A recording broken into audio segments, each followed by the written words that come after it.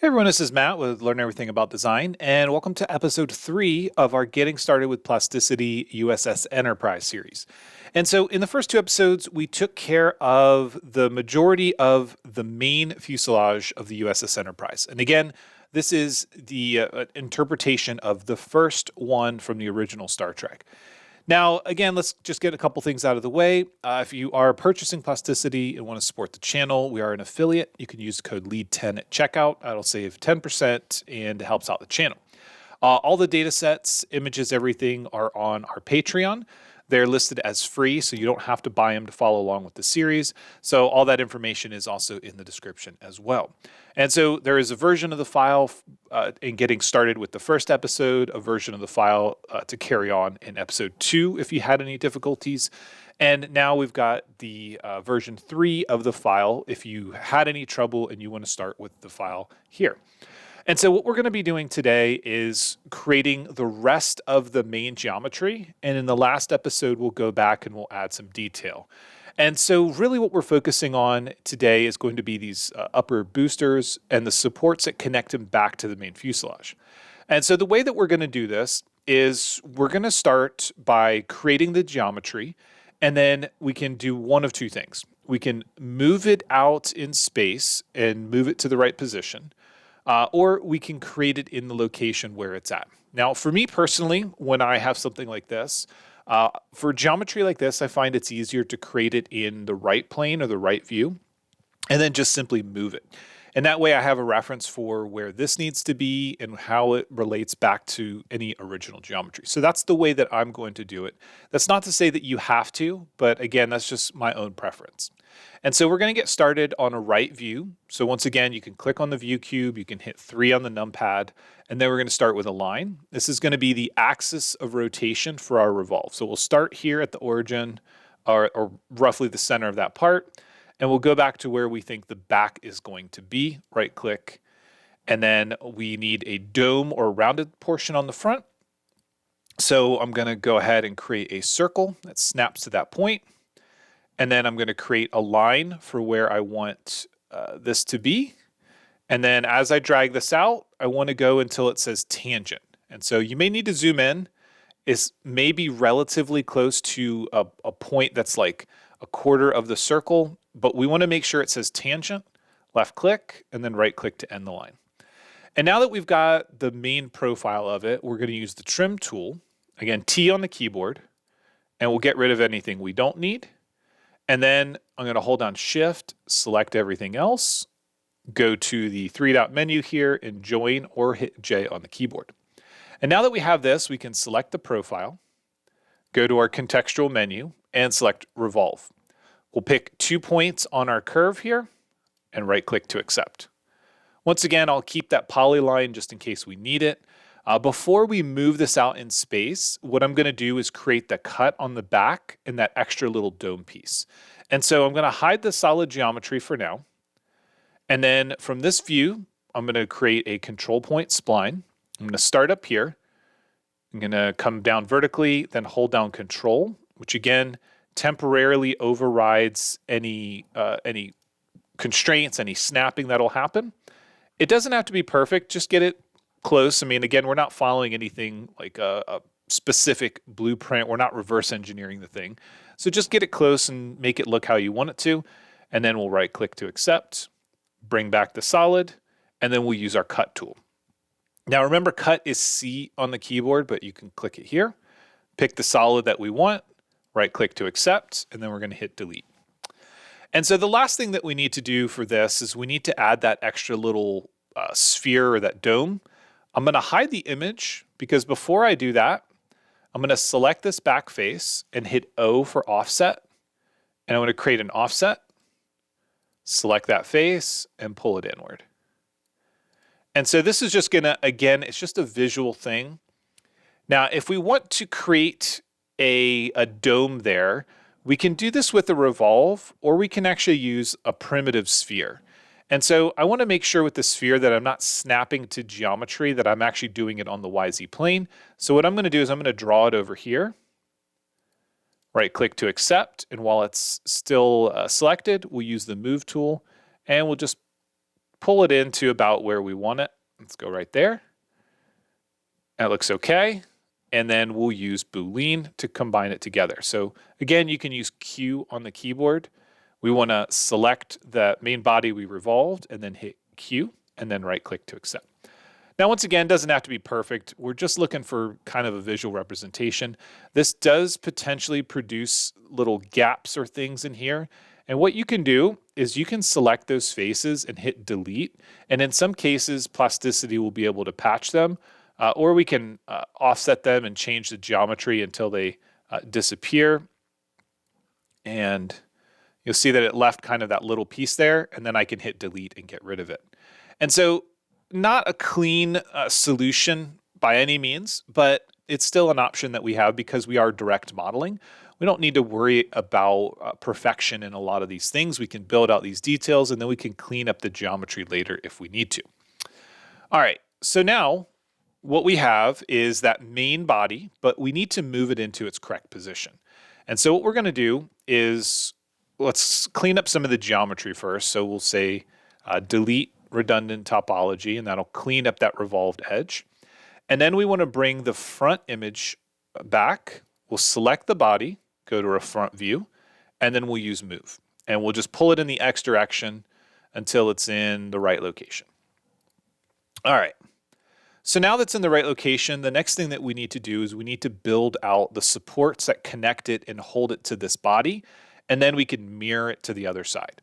And so what we're going to do is we're going to create that as an extrude from this front view. It should be pretty straightforward.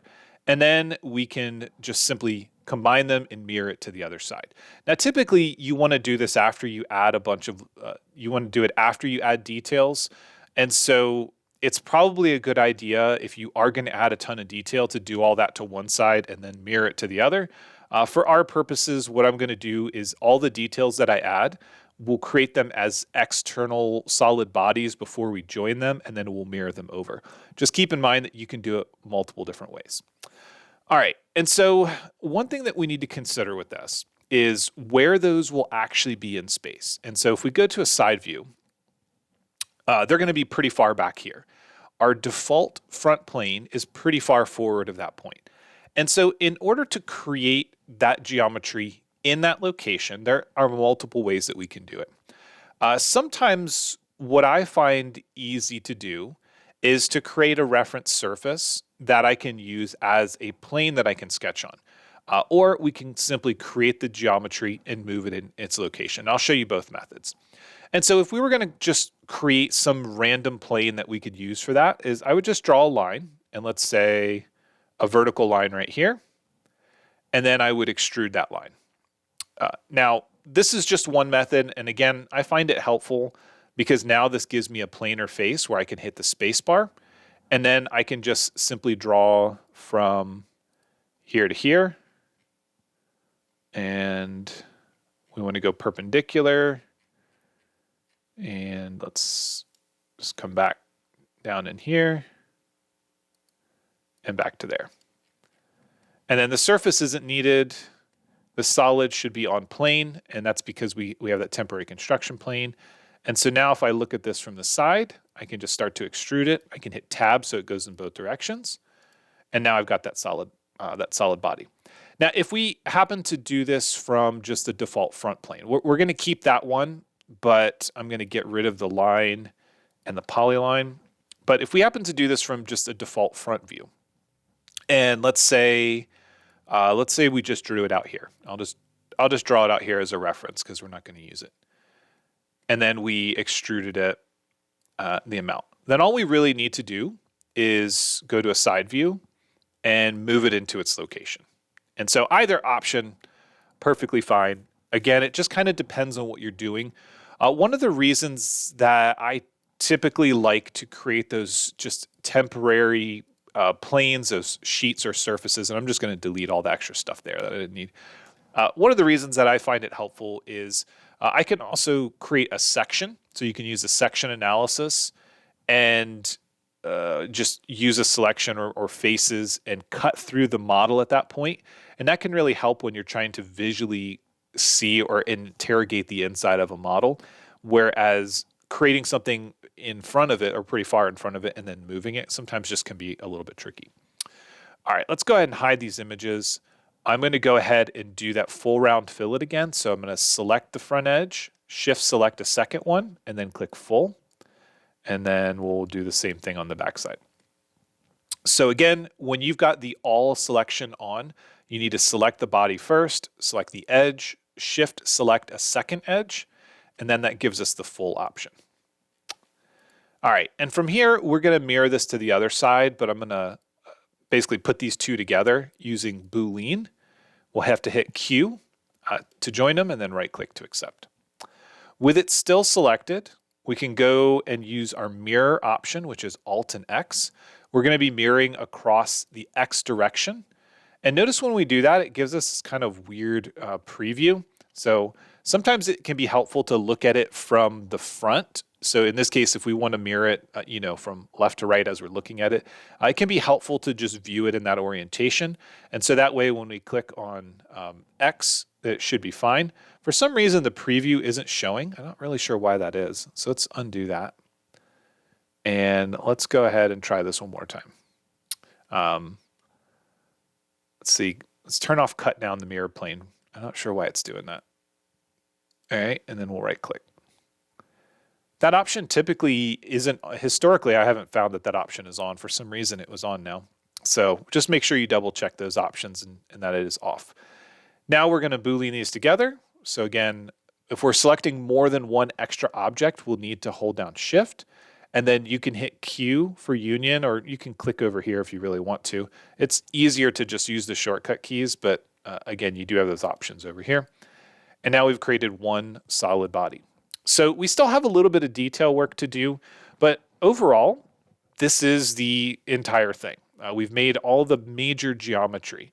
And if you want to take a good look at it, you can always turn off things like the overlay, you can turn off X-ray, you can toggle on perspective mode, which will stretch it out so it has a perspective like things that we actually see in reality. When we look at stuff, we don't have this orthographic view. But sometimes when we're modeling things, we need to take out that distortion. But this is obviously a really big object, so you would expect the front to look bigger than the back, and as it's kind of going away from you. You can also play around with the different materials and turn on render mode or toggle off and change the materials if you want.